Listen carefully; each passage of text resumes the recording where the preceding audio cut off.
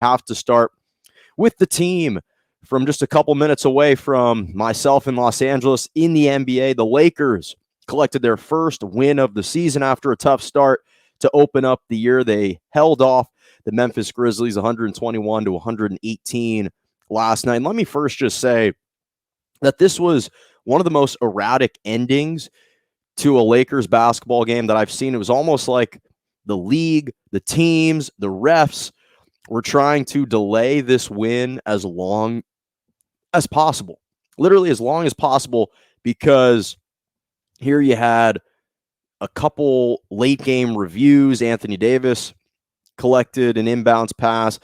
It looked like he was pushed out of bounds. The refs overturned the call. Then Ja Morant's fouled on a 3-point attempt with 2.5 seconds left. He makes the first two, misses the last one, and it seems like the game is over. Westbrook intercepts the inbounds pass, and the game is believed to be over, and the streamers prematurely fall from the roof. Then the refs go back with all the streamers down on the court, and they're saying the game isn't over, and they got to do it again. It was just a very wild and erratic ending to literally just the first win of the season for the Lakers at home. But it was much needed. Glad that they overall got that win done. And the reality is, when you look at the Lakers, their first three games, everyone's talking about how it's going to take some time, and it certainly will with Westbrook and Melo and Anthony Davis and LeBron. This entire amalgamation is going to take some time. This elixir isn't going to happen overnight, which is true, but we also forget that the first three games of the season for the Lakers were all against really good teams. In fact, playoff caliber teams. First game against the Warriors, of course. They were a play-in tournament last year, play-in team last year. They're 3-0 this year. I expect to see them not only in the playoffs, but a potential Western Conference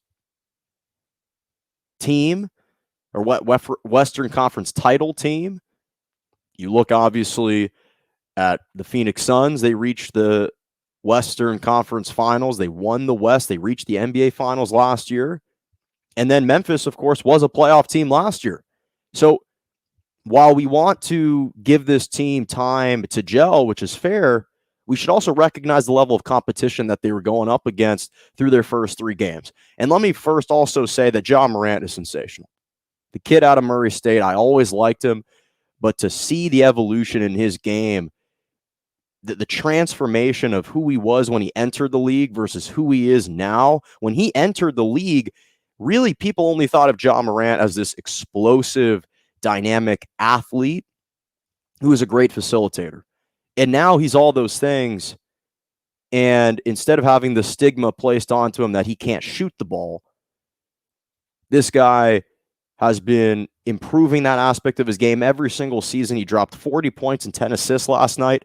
He's been on this torrid pace to start the year, averaging about 35 points, 4 rebounds, 8 assists on the season, 58% from the floor, 44% from the three-point line, shot a career high, made a career high 5 3-pointers out of 7 attempts last night, was 13 of 21 overall. And you look at his first 3 games of this year, and they've been absolutely sensational. 37, 6-6 in the season opener against the Cavs, 28-8 against the Clippers, who they beat on the road, and then 40 points and 10 assists. He almost single-handedly led Memphis to a win over the Lakers last night.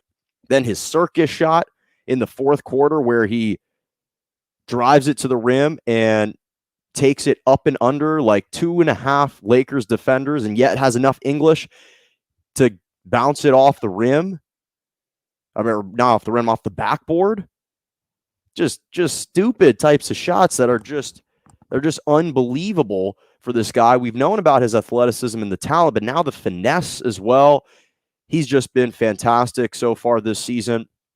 First year wins Rookie of the Year. Second year leads his team to the playoffs. And this year he's playing like an all-star. And he deserves a lot of credit for it, despite the fact that they came up a little bit short. But for me, you look at the Lakers, and what stands out are a couple things. First of all, the shooting, which was much maligned in seasons past, especially last year. The shooting was clearly better. And the depth of this team, clearly on display, despite the fact that Talen Horton-Tucker isn't even playing, or Kendrick Nunn isn't even on the floor right now.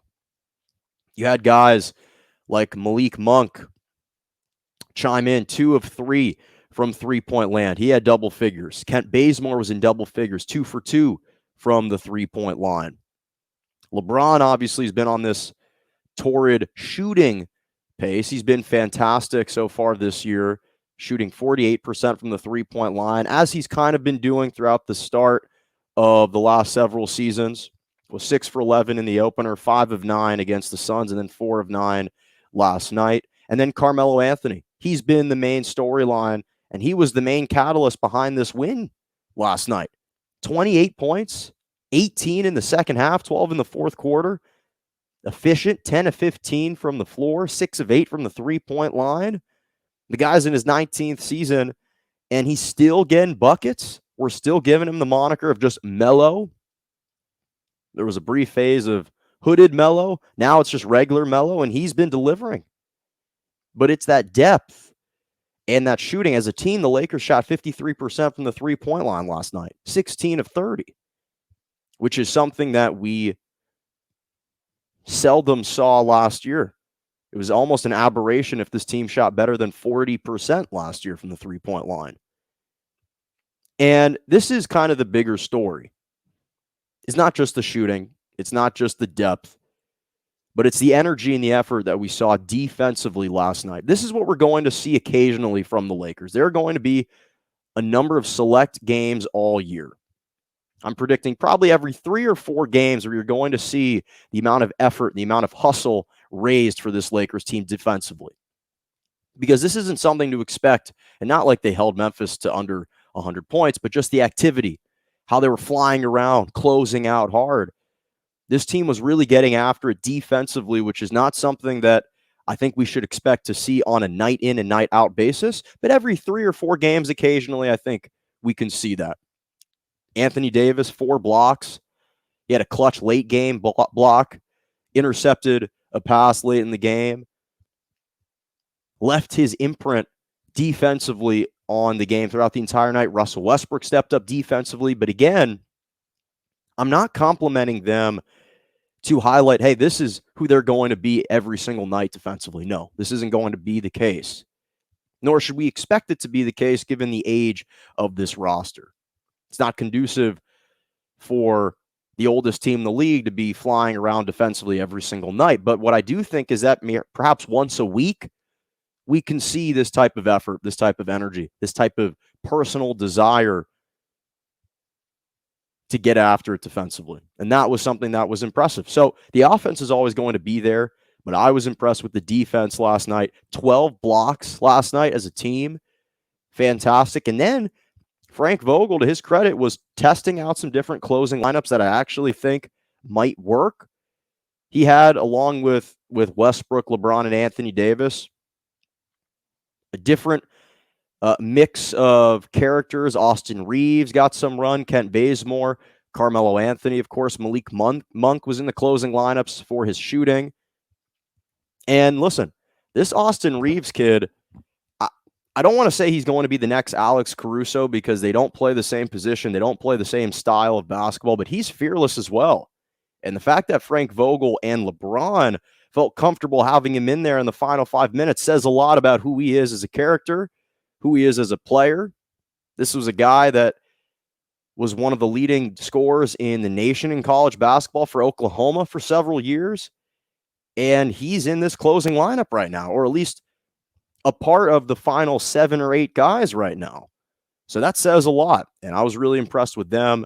And I just think that overall, this can just provide everyone with a huge sigh of relief. Everyone can breathe a little bit more freely, will sleep a lot better tonight, just getting that first win off their chest. I think that that's so important for this group. There was so much pent-up frustration and anxiety given the fact that they lost all 6 of their preseason games. This was their first win as a team collectively at any point during this season. 0-6 in the preseason. They lost their first 2 games to start the regular season, and yet they come back and just find a way to stave off and escape against a really good, a really up-and-coming, feisty Memphis Grizzlies team. And they got a really easy stretch of basketball coming up. They've got some games at San Antonio, at OKC, versus the Cavs, 2-game stand at home versus the Houston Rockets, and then they host OKC again. They could easily win all 6 of those games.